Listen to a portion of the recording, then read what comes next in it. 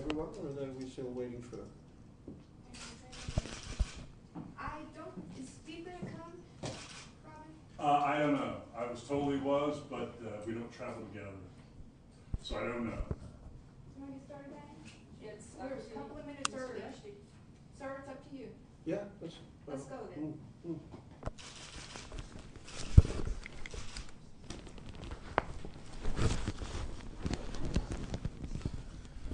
Well, I guess if you don't mind, why don't you start by what you're going to be lecturing about this evening? Yeah, I'm going to talk about really the way in which public events, public affairs, the world of public life has come much closer to ordinary life than it used to. So politics, political issues and so on affect the lives of ordinary people in a much more direct way than it used to happen, let's say, a couple of hundred years ago. And the question is, what are the implications of that for how you write about the world? You used to be able to write novels in which politics sort of didn't really need to play a part because people's lives were distant from public affairs. But now, as that gap's closed, that dimension becomes something you have to take into account. So the question is, how do you do that? What does it mean that our lives are so shaped by circumstances beyond our control? And how do artists respond to that? So I'm going to talk about that. Would you say the Occupy Wall Street movement is kind of an example of that? Well, I mean, yeah, it's one of many examples of that, and I've been down there a few times, and I think they've done something quite extraordinary, which is they've changed the conversation, which is a very hard thing to do.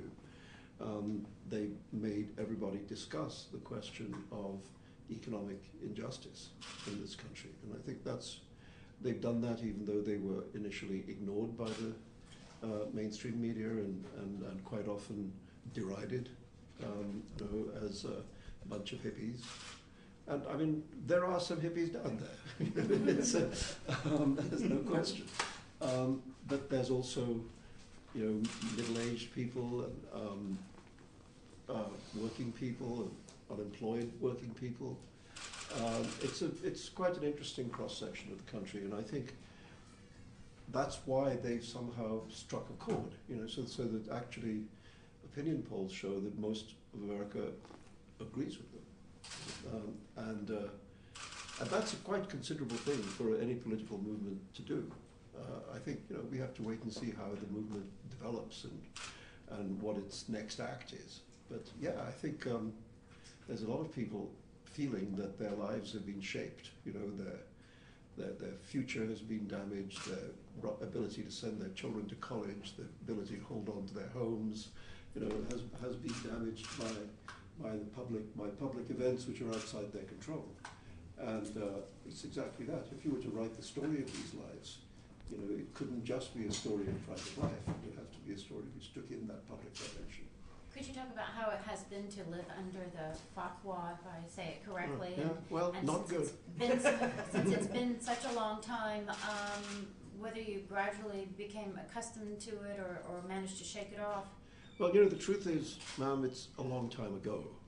I mean, this is something that happened in the late 80s, and really for well over a decade now, it's not been part of my life. So yeah, it was a bad 10 years, but I'm happy to say that we were able to fight back against it, and they were trying to ban a book which is not banned, and they were trying to get rid of its author, and here he is, so it seems to me it feels a little bit like an old story now. I'm happy to say, but I wouldn't recommend it. Can you make a comment about Iran and nuclear weapons? I mean, I think clearly it's a worrying thing.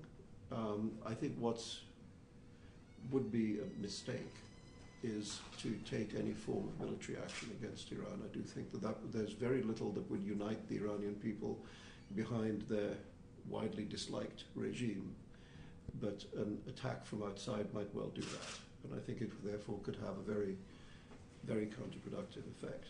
Also, of course, it launches a war in that region, which is, goodness knows, we've had enough of. You're of course a big proponent of freedom of expression. You told Jonathan Duffy in 2004, without the freedom to offend, it ceases to exist. Can you speak a little bit more as to that, especially for students entering the field?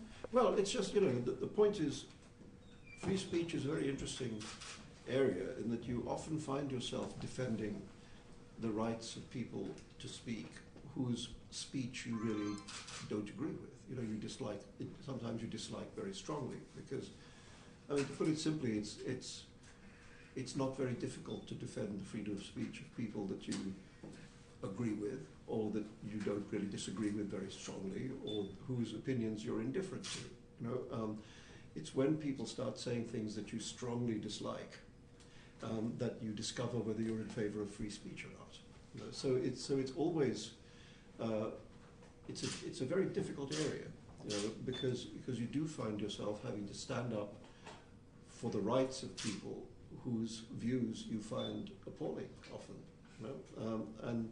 and yet I do think it's the strength of the First Amendment that it prefers that these things be given an airing, because I think that, put it this way, that unpleasant opinions don't disappear if you forbid their expression, and sometimes by going under the carpet and being glamorized by being made into a kind of taboo, you actually sometimes increase their power, So I think it's better to have stuff out in the open where you can argue against it, disagree with it, whatever. Better out than in, So I think that's one of the great strengths of this country, that the First Amendment does defend speech of all sorts. What do you think about technology? I understand you're on Twitter now, and last week somebody even raised a question about the Kim Kardashian deal, and you wrote a little limerick about it. Yeah, how is that applied to you as a writer? I don't know if that's a question about technology. Poetry question. But I've only been on Twitter for a relatively short time. It's less than 2 months, I think.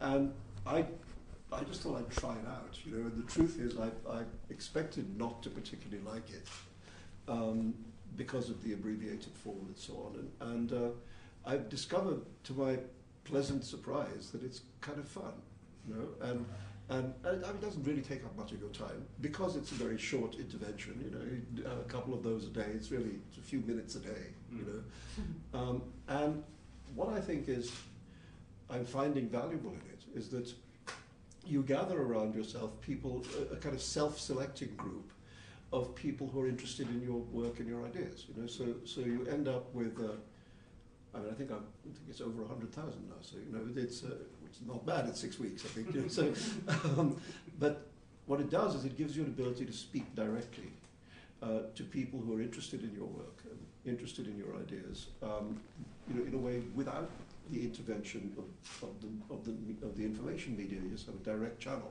open to people. So right now it's just a bit of fun, but I think next year when I have a lot of big work projects coming to fruition, I have a memoir coming out, and I have a movie of Midnight's Children that will be coming out at some point, and I'm developing this television series for Showtime, and there'll be a pilot of that at some point, and then let's hope they pick up the series. But there's a lot of that kind of, and then to have the ability to talk directly to interested people, I think is valuable, it's valuable. And so, to my surprise, I discover that I'm all for it. And then there's Kim Kardashian. Which I think we'll just leave that. It's interesting on the fly how you came up with that. It was pretty good. Yeah, well, it's just somebody, that's the point of it. It's a playful medium, Yeah. So if somebody says, I remember somebody tweeted at me and said, because we'd been talking about literature and so on, and she said, well, what are you doing talking about art and literature when you've got Kim Kardashian to talk about? Don't you talk about the really important things? And so I just took it as a challenge and thought, why not? Let me have a go at this. And I was truly astonished at the kind of play it got.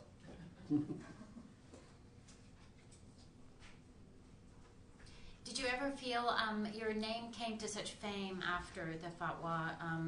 Did you ever wonder or feel that you wish, of course you wish none of that would have happened, but how did it affect your career as a novelist? Sometimes the bad fame is still fame of a sort. Yeah, it didn't really. You know, the thing is that I was pretty well known before. You know, and that would have been fine, by the way. And if you look at the way in which the books performed, you know, I mean, obviously there's a pretty big spike around the time of the Satanic Verses, but you know, but otherwise, all the other books have done more or less as well as the books were doing before. You know, so it was a moment of, well, it was a very big news moment, of course, and that attracts attention to whoever's at the centre of it. But I'm happy to say I've more or less been able to get back onto the book pages now, you know, and we'll see. I mean, I have taken a long time to decide to write about it. For a long time, I didn't want to write about those years very much. I just wanted to put them behind me, you know. But there's the other voice in your head, if you're a writer, you know, which is saying that's a really good story, you know, and at some point you have to tell that story. Certainly, I would like to be the person to tell that story rather than anyone else, or at least have the first go at it, you know. So finally, I decided I would do it, and now, I mean, the answer to all your questions will be in this book that'll come out next year, and then I'll never have to answer these questions again. Is there a title for the book yet? There is, but I'm going to keep it under wraps for the moment. And Showtime, can I ask you the content, because that's a great channel with a lot of really cool stuff. I like the network very much, and it's very adventurous. That's what I like about it, that it's a kind of risk-taking network, and it's in a very early stage of development. The series is called The Next People, and it's a kind of paranoid, political, science fiction-y series, and I'm not going to say a whole lot about it. Futuristic. Wait and see. Okay. Wait and see. All right. I mean, I have a lifetime view, which is that you don't talk about unfinished work.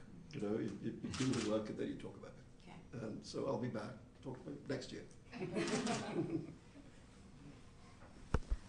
Can you talk about what it was like getting the recognition of the knighthood and then the backlash? Yeah, well, I mean, the backlash was actually nothing really, storm in a teacup. But it was very, I mean, the thing about the knighthood is that it's the way in England that that the country recognises a kind of lifetime achievement. You know, and so, of course, it's very flattering to feel that your body of work is thought to be worthy of that. You know, and actually, it's relatively few writers.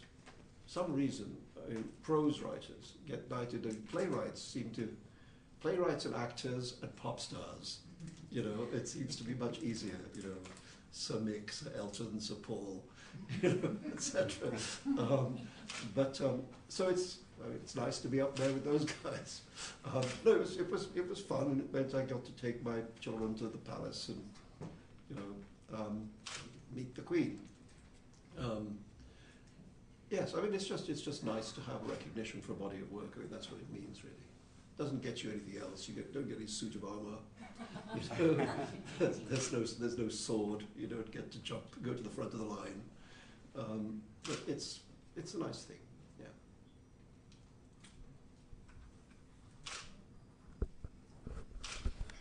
In your introduction to the best American short stories in 2008, you write about some of the stories lacking a sense that they had to be written, they were necessary. How do you know in your own work when a story is necessary, and when do you know that? Well, I hope that those are the stories I write. You know, that's to say, when you're in between books, I think is in many ways the most interesting and creative time, when you have all sorts of fragments of things and ideas come to one's mind, and many of them disappear. You know, that the next day you look again at the idea you had yesterday and it doesn't seem to be so interesting to you. You know, and what I've always found is that process of sifting through all the stuff that crops up, in the end leads to something sticking in your head, and then you begin to ask yourself, why is that sticking in your head? What is it about that that's interesting to you? And through that process, you find the story that you want to write. I mean, I've always said that if the story doesn't insist on being written, it's a very good idea not to write it. There's already enough stories. If none of us were to write a story or a book again ever, there would be too many books. and so if you want to add to that mountain, then it better be something you feel you have to write, that you want to get out of your system, or you want to explore or examine, or something that you have a real need to do. Because otherwise, don't do it, you know. Get a real job.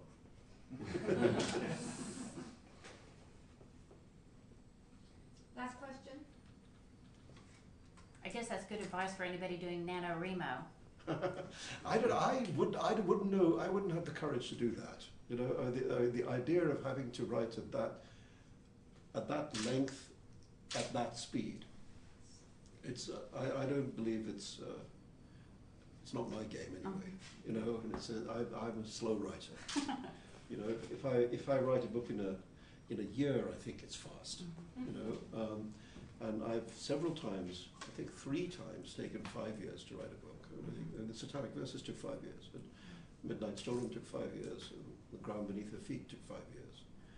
And Moore's Last Sight took 4 years. You know, so it's that's more my speed. You know, so a month feels ridiculous. Can you state the title of this last book then about the geopolitics affecting our society? Which title of the book that you were just discussing when you first... Oh, that's not the book, that's just what I'm going to be talking about here today. Okay, so it's just the topic of that. It's just the topic of it's Okay. called Public Events, Private Lives. That's just the title of the lecture. Okay, great. Thanks.